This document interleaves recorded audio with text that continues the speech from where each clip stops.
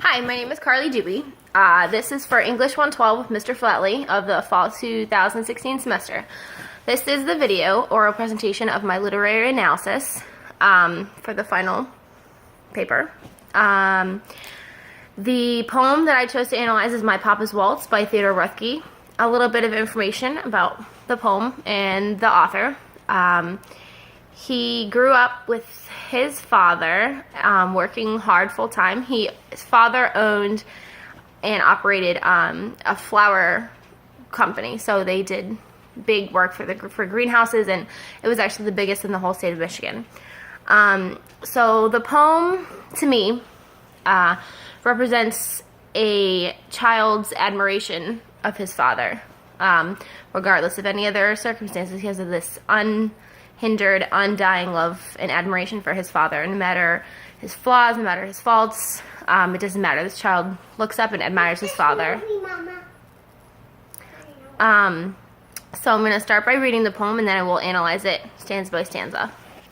The whiskey on your breath could make a small boy dizzy, but I hung on like death. Such waltzing was not easy. We romped until the pans slid from the kitchen shelf. My mother's countenance could not unfrown itself. The hand that held my wrist was battered on one knuckle. At every step you missed, my right ear scraped a buckle.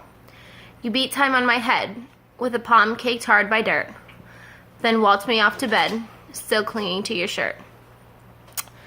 So when I first read this poem, I wasn't sure quite what really the message was. I wasn't sure if it was a child who was afraid of his parent, maybe a little abuse on the side, but then I read it again, and I said, no, I don't think that's it. It's a child who looks up to his father, and, I put myself in those shoes, and I've had times like this with my own father, and it's really just a child that loves and adores his father no matter what. So the first stanza is, the whiskey on your breath could make a small boy dizzy, but I hung on like death. Such waltzing was not easy. So you can see here that the waltzing that they're doing is not really a waltz, like a formal dance. They're more like playing around, dancing around in their kitchen. And the child can smell whiskey on his father's breath, but it doesn't faze him. He still wants to play around with his father and have a great time. He doesn't care that his dad has been drinking, or he may be too young to really realize. He just knows that he's having a good time with his father, and that's all that matters to him. And he hung on like death. Now, he didn't hang on because he was scared. He hung on because he was having a good time. And the second stanza is, we romped until the pans slid from the kitchen shelf. My mother's countenance could not unfrown itself. So again, it's just reiterating their horse playing in the kitchen. All the pans are falling off the shelves, and even though his mother does not seem to approve because she's frowning, she does not approve of this behavior, the boy doesn't care. He just wants to have a good time with his dad, and he just thinks that it's the best thing in the world. The third stanza is, the hand that held my wrist was battered on one knuckle. At every step you missed, my right ear scraped a buckle. Now, the father's hands, they are battered, but it's not from anything negative. It's there. He works very hard, and he's probably at work a lot, and but the child just notices. He says, yep, my dad's hands, they're rough and they're ragged, but he probably admires his father for working so hard and providing for their family.